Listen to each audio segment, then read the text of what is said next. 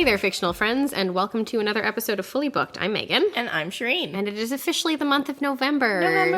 In my opinion, the month of November is an extension of spooky season. It is, because what else are you going to do but be sad in November if you're not enjoying It's raining a lot most of the time. It's just dark. There's no pretty colors anymore. No. So really, what are you going to do to cheer yourself up other than be spooky-ooky for the month of November as well? And that's not to say that we're continuing with Gothic fiction. However, keeping in, I guess, that same vein to a certain extent, we decided that for the month of November, we would talk about dark fantasy. Because let's face it, at this point, I'm trying to think of a popular fantasy title that's currently very well known that's not dark fantasy. Like, find me one, guys. It's like, it's all dark fantasy, and it's all spicy dark fantasy as well. Yeah, so everywhere. Much of it. So really, that's what we're going to be talking about for this month. I'm currently recovering from COVID, so just ignore my voice if it sounds weird. And if I cough, I'm really sorry. I just sound way more nasal than I normally do, which is already a lot. So. So we're kicking things off, and I guess we're like doing a really soft transition from Gothic fiction. Are we even transitioning? It doesn't feel like it. Because this week, we're talking about Sleepy Hollow from 1999. I am Constable Ichabod Crane, sent from New York to investigate murder in Sleepy Hollow. How much have your superiors explained to you?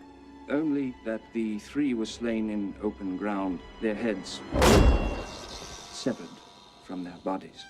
Taken by the Headless Horseman, taken back to hell. He rode a giant black steed. To look at him made your blood run cold. Even today, the western woods is a haunted place where brave men will not venture. We have murders in New York without benefit of ghouls and goblins.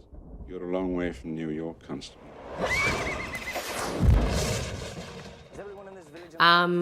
If you grew up at the same time that Shireen and I grew up and you didn't see this movie, you lived under a rock. Like, I don't know what to tell you. It was so, like, Johnny Depp and Christina Ricci. It's a Tim Burton film. Movie. And this is, I would say this, for me, arguably, is Tim Burton's most horror-specific film. Yes, because it doesn't have that, like, it doesn't whimsical... not as much as a lot of the others do. It's not as goofy as something like Beetlejuice or as whimsical as something like Edward Scissorhands is, or Big Fish is, or those kinds of things. It doesn't have the same sensibility. Like, yes, is there whimsy in it? 100% there is. Are there, like, very Tim Burton touches to it in terms of costume, production design, makeup? 100%. The music, obviously.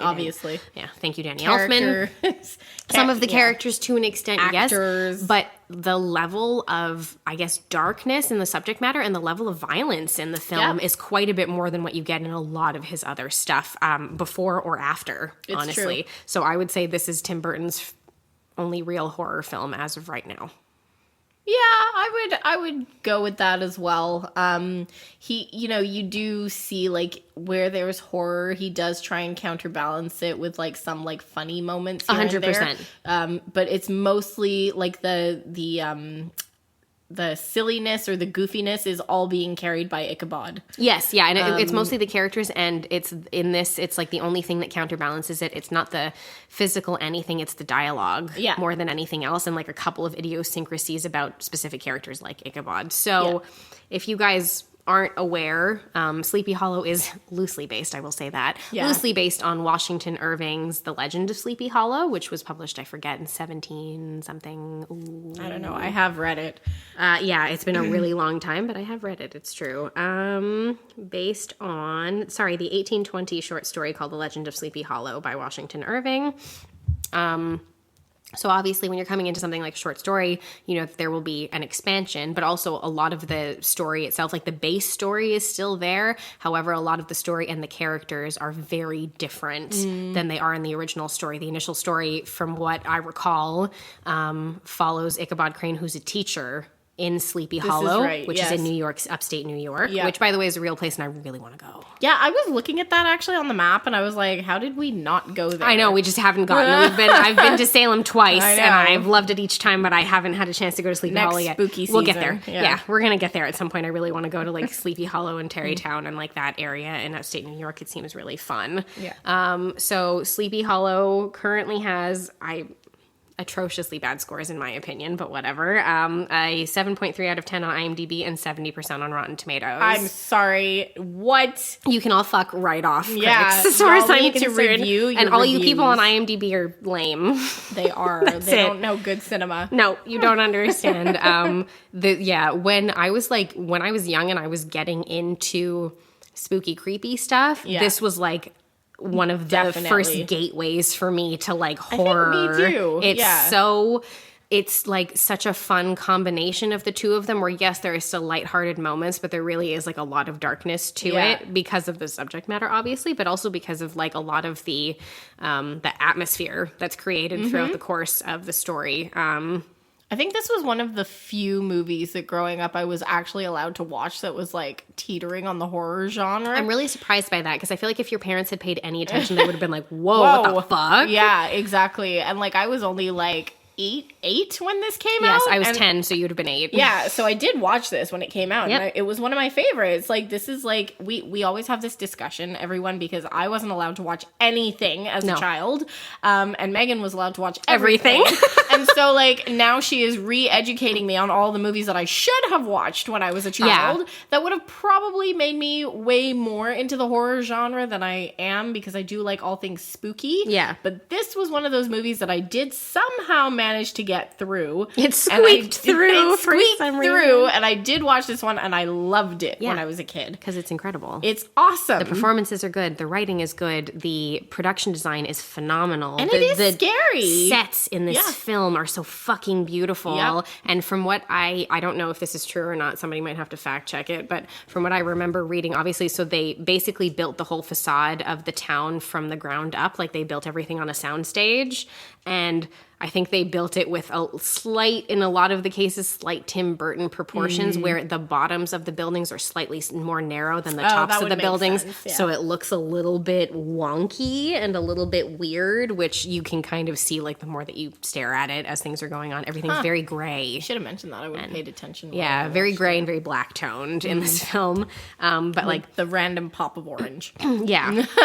But like, it's like, that's phenomenal. The costumes are incredible. I remember being a kid and being obsessed with Christina Ricci's wardrobe in this movie. Oh, she's so beautiful. It's and like so gorgeous. She really pulls off that blonde wig. Yeah, it looks really good. It's weird. I don't know. She looks good as a blonde or a brunette or a redhead. It's really strange. She's one of those like very ethereal people who looks good with any hair color. And I kind of hate her for it. So. Good for her. Anyway, so in the initial story, that's it. Ichabod Crane is a teacher in Sleepy Hollow and is in love with Katrina Van Tassel, who is Baltus Van Tassel's daughter and one of the local, like, beautiful women. I guess there aren't very many in the town.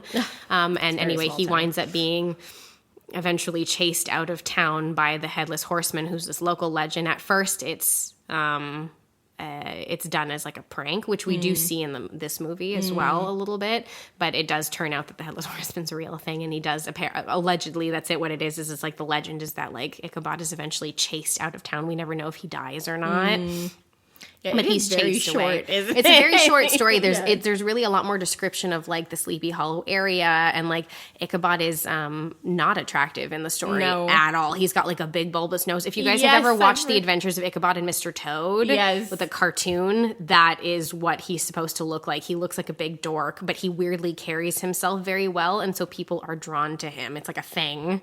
He was in a lot of Washington Irving stories, wasn't he? I don't remember. Maybe he was in that other one there where he falls asleep and he wakes up like years later. Oh shit. Okay, yeah, you might be right. I don't remember. But in this iteration of things, Ichabod is a constable in New York City, and he's very scientifically minded. He really believes in the scientific method and in advancing it. The story's set in 1799, so things were a lot more religious at that time, and science was looked at as almost a form of witchcraft to a certain extent. And there are a lot of comparisons of things like that throughout the course of the film as well that you see.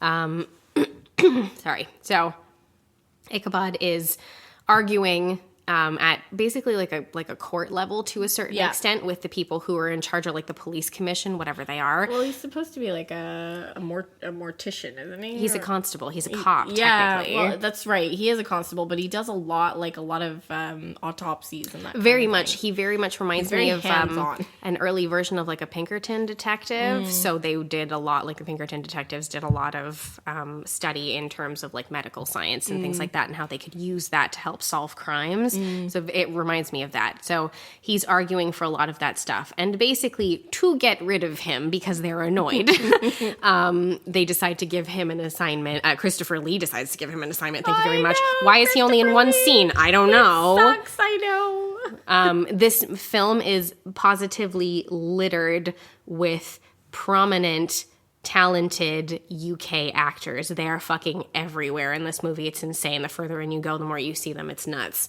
So basically what they decide to do is they decide to send him upstate to a small town called Sleepy Hollow, where there have been murders. Now, we're given a cold open at the beginning of the film of a man who we can only assume is a man named Van Garrett, because there's like a whole thing with like a document that's signed and sealed with the Van Garrett seal. And this man, older gentleman, is traveling by carriage to go, I think, bring that document somewhere, probably to have it notarized and have it like, put into effect. The carriage is stopped because the man who's driving the carriage, who it turns out is his son, Van Garrett's son, loses his head. We don't see it. It's off screen. And then Van Garrett leaps from the carriage, runs into the cornfield, thinks he's gotten away, and then turns around, and from a POV shot of the killer, we see him get his own head chopped off. Which the effects look really good in this movie. They really hold up. It's crazy. Yeah. So apparently several people now, if like 3 different people have been killed by this alleged Headless Horseman. And so Ichabod is sent to Sleepy Hollow in order to investigate and find who the killer is, because of course they assume that it's a human killer, which is a normal thing to assume. And he's like, yes, I will go find the man who's done this, basically. So he travels upstate, arrives at the home of a man named Baltus Van Tassel, who's like one of the sort of local, not town founders, but he's like in charge. Yeah, a businessman, very high up within the community, big old house on top of a hill kind of thing. Arrives at his place, meets his daughter Katrina, played by Christina Ricci, who that's it, like playing a little game, and there's an immediate like attraction between the two of them when she takes off her blindfold and they see each other for the first time. You can see it like right away. So sweet. And her idiot Brom is like right behind her, the like big dork, or not even like the jock, the big jock type. He would have had a leather jacket if this were like set in the 90s, It's true. And I think she's immediately very jealous because he's like, who is this man? I don't know if he's her fiance or if he wants to be her fiance. He's courting her in some way, shape, or form, and probably trying to get engaged. And again, because her father's so high up, everybody would want that anyway. And she's, a beautiful young woman who lives in the town. Everybody loves her. She's very sweet, and everyone really gets along with her very well. So he arrives and is introduced to basically the town elders or the town council to a certain extent. I think it's like a council, yeah. So there's Baltus Van Tassel, who's basically like a businessman. There's the doctor, Dr. Lancaster, the Reverend Steenwick, who ew. The notary, James Hardenbrook, and the magistrate named Samuel Phillips, played by Uncle Vernon from Harry Potter. There's so many. Dumbledores in this, too. Yes. Oh, yeah. Okay, sorry. Baltus Van Tassel's played by the late Michael Gambon. Yeah. Rest in peace. So lovely. Yeah. I was like, yay, look at all these people. And many Harry Potter characters and Lord of the Rings. Oh, crazy. Crazy. Between the two franchises, it's nuts. So good. So he arrives, he's introduced to everybody, and he learns that basically they tell him that they're like, no, it's not a man. This is the they call him the Hessian, but the Headless Horseman of legend, who is coming back from his grave regularly in order to murder revenge. people. Yeah, because he was like a hired, like a contract killer mercenary type from like the Revolutionary Played War. by Christopher Walken. Don't even get me Also, started. The weirdest casting choice I've ever seen in my fucking life, but I don't hate it. so It's good. just weird. I know, but his like, okay, so they're like talking to him about this Headless Horseman, and they're like explaining who he is, and then like cut scene back to who the Headless Horseman was when he was alive, and you realize it's Christopher Walken, and he's shaved his teeth down into points. Oh, it's gross, And yeah. like as he like, you know, is on the battlefield killing people and chopping off heads, he's making these like grunting noises. It's so great. Every like few seconds, and it's the most Christopher Walken sounding Kind like of. groan. The only thing I will say is that, okay, so Christopher Walken, he doesn't speak in this movie. Like, No. he just makes those noises. Yeah. He just grunts and growls to communicate things like some guys do. Wow. Anyway, he does. Anyway, so he just grunts to communicate. He doesn't actually speak or ever say anything. He just goes, Which, thank fuck, because if Christopher Walken with his Christopher Walken cadence started speaking, it would take you out of the movie completely. You'd be like, what? Just looking at him takes you out of the movie a little bit. A little bit. For Yeah. a minute, you're like, when I was young, I didn't notice it, but the older I get, Yeah. the more I've seen him in other stuff, I'm like, oh, this is weird. Such a weird It's choice. it's such a strange choice. Apparently, fun fact, Christopher Walken was cast and really wanted this role, so he was cast, and only after he was cast and everything was secured did he tell Tim Burton that he did not know how to ride a horse, I love it. which I thought was hilarious. Right, yeah. So we see his backstory. That's like a mercenary of sorts sent by the British to keep the Americans in line. He was eventually killed by American soldiers. They chopped his head off with his own sword and buried the body somewhere in the woods a outside of tree. town under In a- this really in a creepy hollow tree. under my favorite tree. It's I know. great. I love Super it. creepy I want it in tree. my backyard. I know. It's Anyway. great. Evil, but Yeah. you know. So Ichabod is like, this is insane. You guys are ridiculous. The killer is a living man. Like, that's nuts, guys. That doesn't make any sense, but I'm going to figure it out. I'm going to stay here and I'm going to do it. Then we see basically the next murder that follows. This man named Jonathan Masbeth is with his son, and he's basically like a lookout, and it turns out he used to work for the Van Garrett family who were killed in that cold open, as in like a servant capacity of some sort. We don't know, like an errand person probably. And they have people who are in like a lookout who are always looking for the Headless Horseman so that they can potentially kill him when he rides back into town. And we see that that's it. The Headless Horseman is obviously there. He shows up, chases Jonathan Masbeth into the woods, and kills him. Chops his head off. There's this really like forward shot of the head kind of like spinning in your direction. Anyway, it's kind of fun. It just they like do a few whoosh. of those. Like Yeah. they're pretty good. Yeah. That's like a very Tim Burton thing. Like It make is. it kind of funny even though it's really dark. Like it's that spin here and there that you see. Yeah. Yep. So there is a funeral, and Ichabod decides, like, the younger Masbeth, the son, he's like 12, 13. Like, he's really young, and he doesn't have anyone anymore. His mom's already passed away, and now his dad's dead. So Ichabod kind of hires him to help him with his investigation because he likes him and he feels bad for him. It's normal. Like, he feels sympathy for this poor child who's an orphan now and has nowhere to go and nothing to do. And he's, of a lower social stature, so he doesn't really have any education or anything or any access to anything like that. So there's not much he can do. So he hires him, and at the same time is told by, the magistrate Phillips, I believe, magistrate. Uncle Vernon, that as a matter of fact, now we're seeing that technically the horseman has killed 4 people according to the number of caskets that exist. However, Right. there are 5 victims. Right. And he's like, and Ichabod's like, what the fuck does that mean? Yeah, who's the 5th one? So he exhumes the bodies and uses his like medical science and medical devices, which like this started when he was examining Jonathan Masbeth's body, and it becomes a really funny sticking point because he wants to do this and it's very admirable. Like he wants to advance medical science and use that form of deduction in order to determine how a person was killed, when they were killed, and potentially then who they were killed by, how,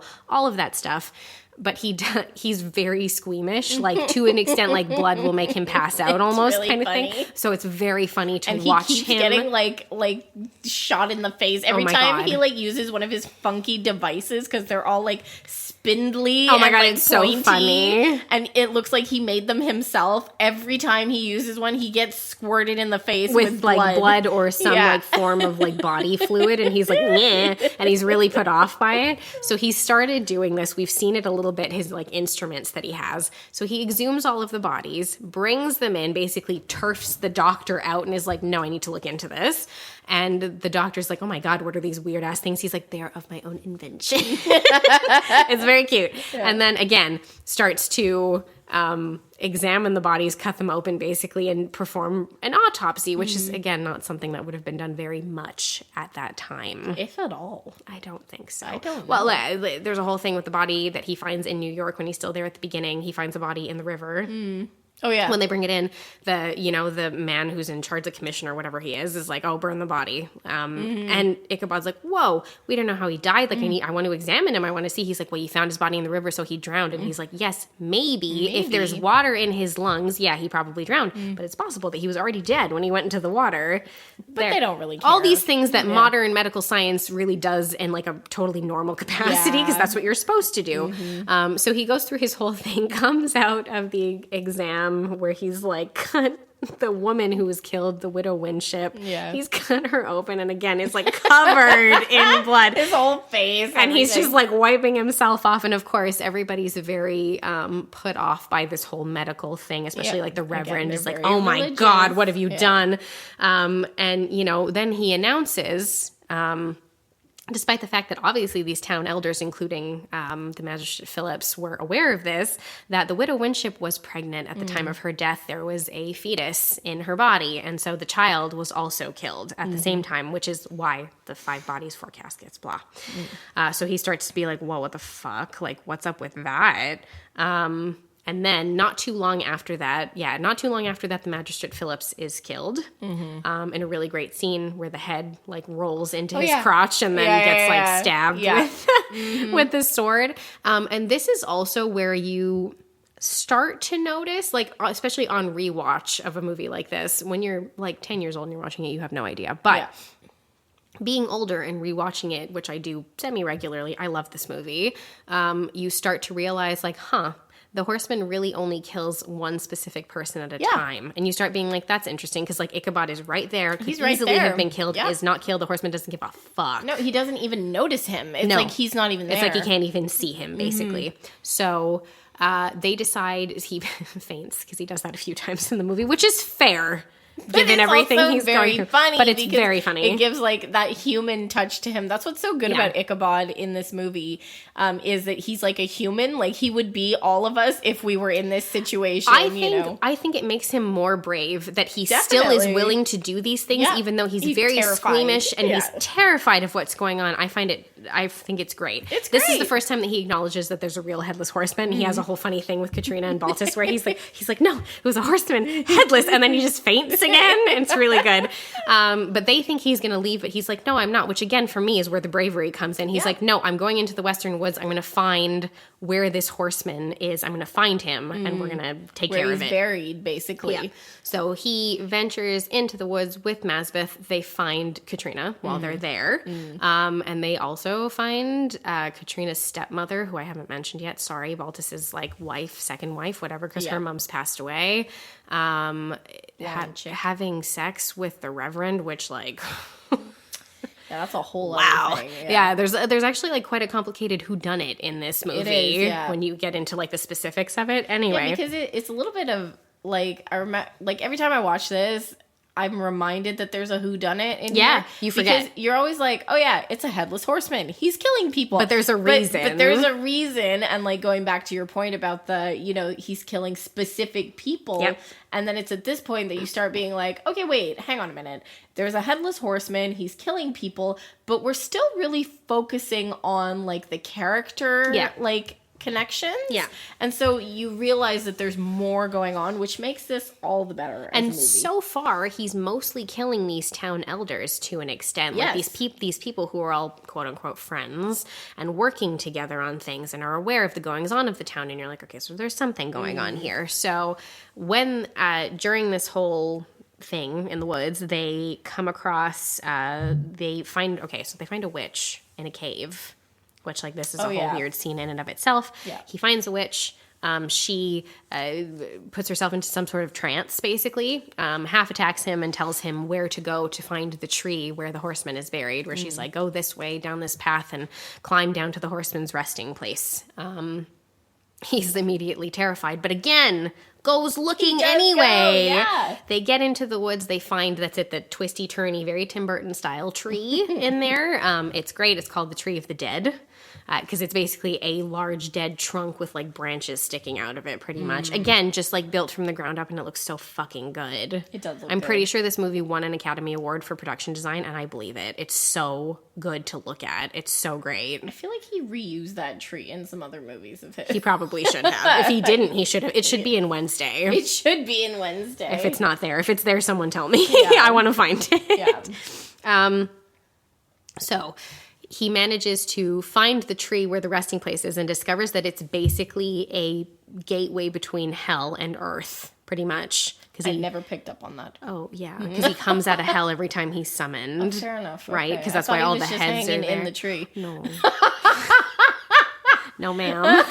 I really thought he was just hanging in the tree. Okay. That would be weird. I don't know. So when he's summoned, he comes out of there, and this is when we're realizing that that's kind of what's happening is someone's calling him out. And so Ichabod digs up, because under that tree is also where the horseman was buried when he was killed initially. Well, that's why I thought he was hanging in the tree. I thought he just kind of went back into his old body and just slept there. No. Okay. No.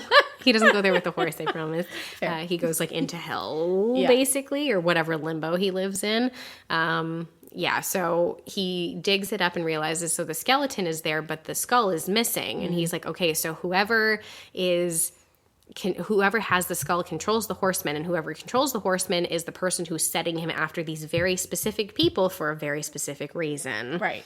And again, the horseman has obviously just been called. He comes out in a very cool shot, jumps out of the base shot. of the tree where all the heads are. And again, ignores Ichabod completely. Ignores all three of them. Yep. Katrina, Masbeth, all three of them. They're all standing there, and he just goes right past them. Nothing at all. Means nothing to anybody. And then pops out, runs away. And then we cut to the midwife and her husband in town, who we've seen a couple of times, who are putting their young son to bed. He's probably 4 or 5 years old. Sad. So just spoiler alert. Sad. It is sad. Very dark. We don't learn this until afterwards, but basically she is like the town midwife, so she deals with like all of the pregnant women, and she was dealing with the widow Winship. She was aware that the widow Winship was pregnant, and as we will come to learn, the widow Winship was pregnant with Van Garrett's child. And the document that he was putting together at the beginning of the film is a new will and testament, which would have left the widow and the unborn child everything, which is why Van Garrett and his son Dirk, which is the stupidest name I've ever heard. Dirk. I know. He sounds dumb. They had an argument when this new will was put together, and Jonathan Masbeth was called in as a witness to co-sign on this, just as a witness for the document itself, which is why, unfortunately, it's like he was like signing his own death warrant and he didn't know it yet. Right. Basically, it's just wrong place at the wrong time, which is really sad. And this midwife was also aware of who the father of the baby was, and she told her husband, who works in the town. So the horseman is called to their home to kill them, which he does. The kid almost gets away. And this is something I will say it's true in this scene. I'm watching it, and my fiance's watching it with me, and he's like, but the kid really doesn't make any noise. How does he know he's hiding under the floorboards? And I have no answer for that question. He just does. He's about to leave. Because he's been told to kill them. Yeah, I guess. Yeah. And I guess it's like something supernatural tells him that there are 3 of them, whatever. Even though, like, this 5-year-old kid has no fucking idea what's going on. I think it's more of a, get rid of the whole family kind of thing. Yeah, I guess so. And it's sad anyway. And this is where you get the biggest indication that this is really specifically what's happening, because he does this and sorry. Brom is nearby, hears the screams, and shows up to figure out what's going on, and comes face to face with the horseman, who doesn't give a shit that he's there. Nope. Could not care less. Just walks past him. Exactly. And this basically what ensues is a fight where Ichabod, because he's realized this, shows up, tries to stop Brom, because Brom's like, I'm gonna fucking kill him. Shows up and tries to stop him. He's like, no, he's not after you. Stop. And Brom's like, oh, I'll get him, because he's like a bit of an idiot. That's the whole thing with his character. He's like a dumbass. He's like a big, handsome dumbass. That's like his thing. And this leads to a fight between the three of them where Ichabod is injured, and just simply because he's being a nuisance, the horseman kills Brom. Cuts him right in half. Damn. Yeah, like it's not like a headless thing. It's not a headless thing. No, it's really like I think he only removes the heads of those that he's been targeted to. However, I never understood that whole sequence of murders, because I'm like, if they were updating the will for this new baby, what does it have to do with the person who's controlling all this? Okay, that makes sense later. Okay. And I know when I was a kid and I watched it, the underlying storyline made no sense to me at all. Well, like when you're 10, 11, 12. I've seen it again since then. I've still to this day, I think I just don't. It's a little bit convoluted, but there is actually like a sequence of events eventually, like when you kind of realize what's going on. But it does make sense later when the person who's in charge is revealed. She kind of explains it. So, so basically Ichabod's like, okay, there's some sort of like conspiracy going on in this town. And you figure out what's going on. He goes to see the notary, who was also aware of the will. And Naturally. yes, of course, that's it. And he had secretly married Van Garrett and the widow Winship because she was pregnant. Right, so she wasn't a widow. No, not anymore. She was technically Mrs. Van Garrett at that time. And again, that's it. That's also why the new will was drawn up at the time, leaving everything to her and the baby. Which, I mean, I don't blame Dirk for being kind of pissed. I'm not going to lie. Like, I would also be like, wow, damn, Dad. Okay, cool. Damn, Dad. Like, what am I, chopped liver here? Like, exactly. Yeah. So, and what Ichabod kind of realizes from everything is that basically everybody who's been killed were either aware of what was going on or could somehow benefit from either the new will or from Van Garrett not being around anymore. right. And he's like, okay, so we got to figure out what's going on. And he assumes that, based on that, he assumes that Baltus Van Tassel is the person controlling the horsemen, because he's like, well, he would be the person to directly benefit. If Van Garrett died and had no heirs, his fortune would pass to them, because I think they're distantly related in some way, shape, or form, or whatever. That's what they make it sound like anyway. They're saying like his next, like, a new will. Exactly, his next, like, living closest relative, whatever it is. So when this happens, and because he's headed in this direction, it angers Katrina, obviously, because he's blaming her father. Like, he's essentially accusing her father, so she tells him to go away. She's very protective of her father. Yep. We learn that the notary, the only character that's not killed by the horseman, has committed suicide because he was like, no, thank you. I don't want to be here and deal with this anymore. I'd rather do this by myself. Yeah, so he decides to take his life and just do that. Apparently he, like, hanged himself or something, whatever. That's what they mention it, like, in passing. And you're like, oh, shit, okay. And the reverend, who's been Fukin, the stepmom, has called, like, basically, like, a town meeting to a certain extent at the church that evening, where he's basically planning to essentially condemn Ichabod's actions and either take action against him or kick him out of town, like, whatever the case might be. Everyone's gathering there. The stepmother, she is picking wildflowers nearby. Baltus goes to see her, and he's like, come on, we gotta go. We gotta go.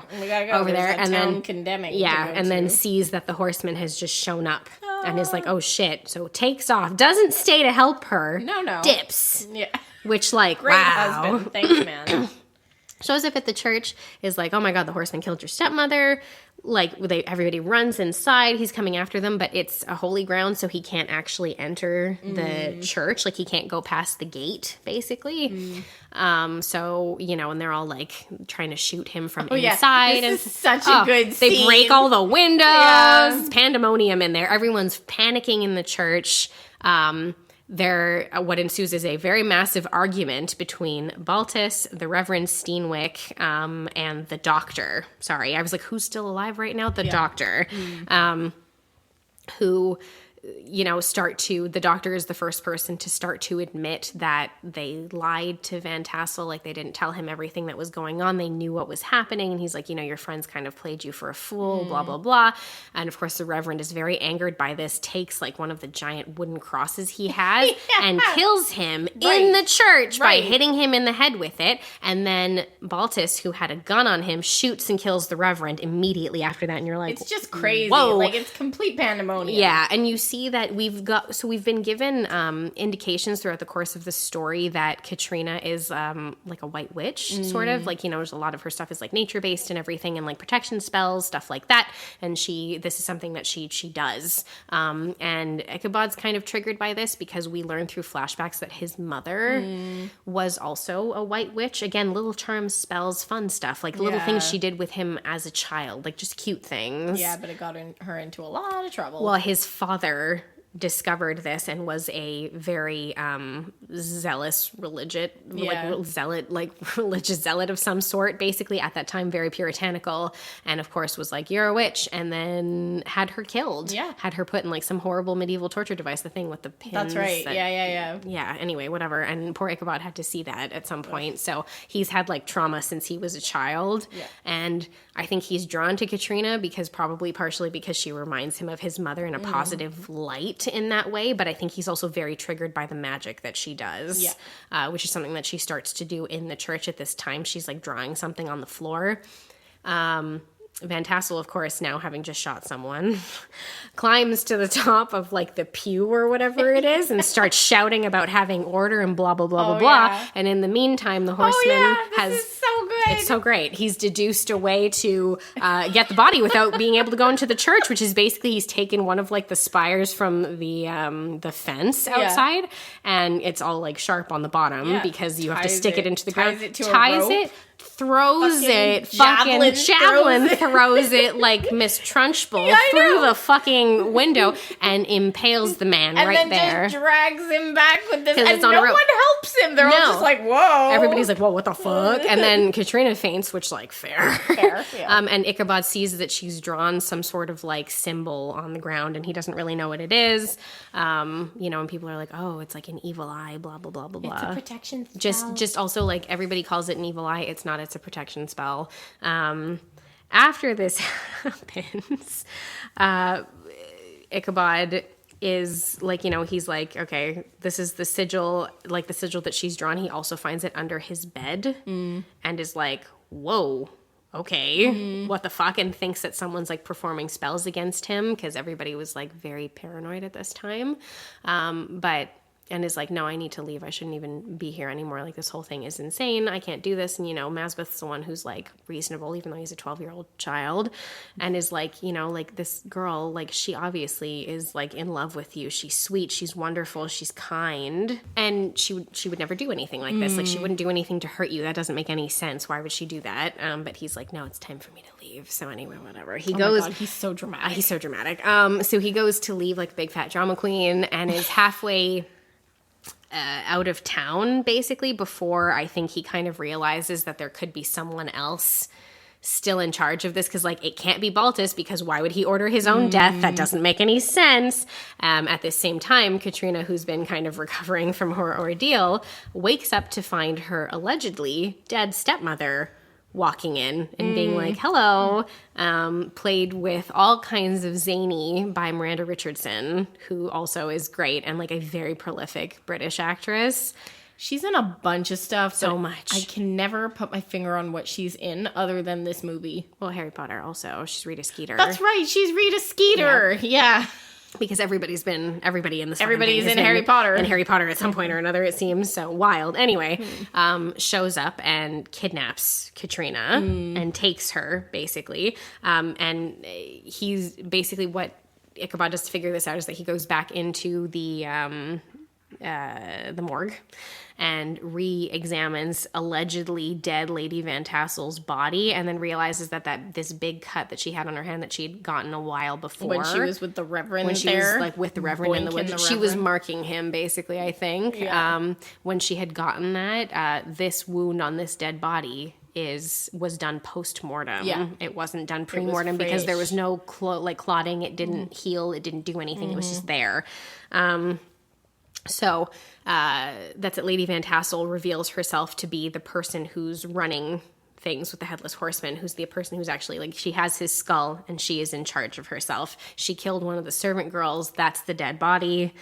She takes Katrina to, like, the windmill in the middle of the woods, and she basically explains, like, her own backstory. So she and her twin sister, who's the witch in the woods, just by the way, they were from a very poor family named Archer, who we've seen symbols of in the woods themselves, which show that I think they had a small cottage there at some point and stuff like that. And then years ago, when the Van Tassels arrived in town, Van Garrett, who was basically in charge of everything at in the town at that time, decided he favored the Van Tassels, and I believe that he kicked the Archers out of their home, and they had to go and live in the woods. And didn't her parents starve? Her parents died, and it was just her and her twin sister were the only ones who were left, and so she swore that she would get revenge on Van Garrett and Van Tassel, and that she would be in charge of everything in town, basically. And so apparently she sold her soul to Satan, is my understanding, in return to for being able to control the horsemen.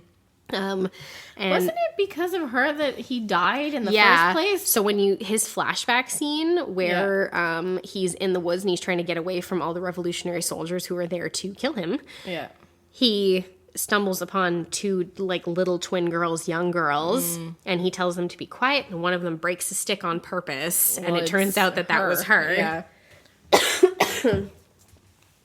So she wormed her way into the Van Tassel household as an adult by acting as a nurse to the first Mrs. Van Tassel, and then, of course, probably poisoning her to death. Slowly but surely killed her, and then married Baltus, and then kind of manipulated all of the other elders in her way for being able to get to the point where all of, like, Van Garrett's fortune would eventually fall to her, because that's the whole thing. It goes to the Van Tassel family if there are no Van Garretts left. Right. So that's kind of why she kicked all of this off as well. And her last thing that she needs to do is to get rid of Katrina, because Katrina is technically the last blood Van Tassel who exists right now. So if the horseman kills Katrina, everything will fall to her. Right. Basically. Even though my only issue with that plan is that she's supposed to be dead. So, like, how is she going to explain that away? I always was scratching my head about that one, because it's like, if she's dead, then what? She's just going to show up and be like, haha, I tricked you, now give me all the money. Yeah, it's very strange. So, anyway, Ichabod has figured all of this out. He grabs Maspeth. They get there. They break Katrina out, and then and the horseman's called at the same time. And what ensues is, like, a very cool chase scene through the woods and everything, with a lot of really fun stunts and all that. And, like, a whole chase on the windmill, which is on fire at one point. Anyway, there's, like, all kinds of cool stuff going on. They get back to the Tree of the Dead, and Ichabod manages to get the skull. And he's like, because, you know, basically, like, Katrina's about to be killed. And he's like, hey, don't do that. And he just gives the horseman his skull. He's like, here, this is yours. This is what you want. Like, this is yours. Like, and so off you go. Yeah. So immediately the horseman's like, great, cool, puts it on, and then turns back into Christopher Walken from his little, like, skull face that he had. Yeah. It's very gross and It weird. is very gross. There's a lot of shots of, like, muscle and tissue, Yeah. like, building back up on his face. It's really yucky. Great use of CGI. Yeah, it looks good. Yeah. I'm telling you, it holds up. And then he obviously is aware that Lady Van Tassel was the person who initially caused his death, and also has been controlling him all of this time against his will, really. So he picks her up onto his horse. Picks her up and is like, hey, come to hell with me. Yeah, and kisses her and takes a chunk of her face with off his really with gross pointy razor-sharp teeth. It's so and then they yucky. just jump into the big tree, and she dies. Yep. She dies. That's it. So the case is officially solved, even though most of the town is dead at this point. And Ichabod returns to New York City. He brings Maspeth with him to work for him, and he brings Katrina probably as his fiance at that point. And they walk off together in New York City. She's got a really great Beetlejuice dress on. I love it so much. And then roll credits. I know. Great movie. This movie's incredible. Everything is so fun. The characters are cool. Like, the updated version of the story is much more interesting than just, like, a straightforward thing about a teacher who's in love with a girl in town. So there's just, like, a lot more intricacy to it. And when you're old enough to understand it, it's a good story. It's interesting because, you know, going back to what you were saying earlier, it's like it was a moment of like where Tim Burton tried to go more the horror route, and then he kind of pulled back a little bit again, you know? Because I think Big Fish came out not long after this one. Like it was maybe a few years after or something. Yeah, that's it. And like Big Fish was not horror at all. Oh, no, not at all. Whimsy. Very fantasy, very whimsy, like much more along those lines. Yeah, I don't know. So this was like his real foray. Well, my understanding is that he wasn't initially tapped to direct this. Kevin Yeager, who's a really well-known special makeup effects artist, was initially meant to be directing this, but it was originally going to be like a low-budget like slasher. Oh, really? Basically, and there were disagreements with the studio and stuff, and then basically Kevin Yeager was not turfed out, but he was turfed down to the special makeup effects supervisor, and the project was given to Tim Burton to make the way that they did. Like, I will say that shit, like, that sucks, and it was probably, like, upsetting to see your project taken away from you like that, but I don't think that I would have liked this as a low-budget slasher, guys. Well, it would have never been remembered, would it? It would have just kind of... And I can't imagine that the casting would have been as big. Like Probably if it was not. A low budget, or, like, as well done. Yeah. Yeah, that's it. So, I don't know. I mean, I think for... I feel like Tim Burton comes with, like, a tickle trunk of actors that always follow. Oh, he does. Yeah. You've got a few like that now. Yeah. That, like, they just have people who follow them anywhere. Yeah. So, you know, there you go. But this is a great film. Hopefully you guys have seen it. I feel like I'm hoping if you're here that you've seen it. But if you have, you can definitely let us know what your thoughts are about it over on Instagram, TikTok, and Threads at fullybookedca. And you can also check out our Facebook group at facebook.com/groups/bookwaswaybetter. And if you're still here with us, please feel free to leave us a 5-star rating and review wherever you're listening, because it really helps us get the episodes out in front of more people. But until next week, guys, keep on reading. Thanks, everyone.